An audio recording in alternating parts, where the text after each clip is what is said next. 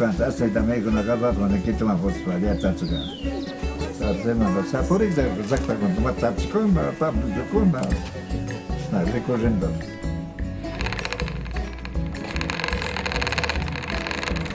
Embajada me kushkani, nika Casimirta randio enispa.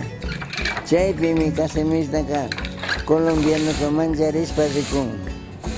Ñuka llaqtapi kasnata rashkayman en Colombiapi. Nacha ringiman.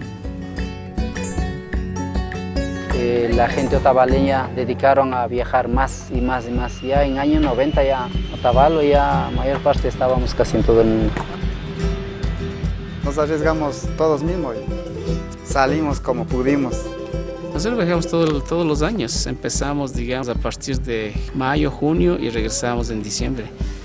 Esa era la típica temporada de viajar.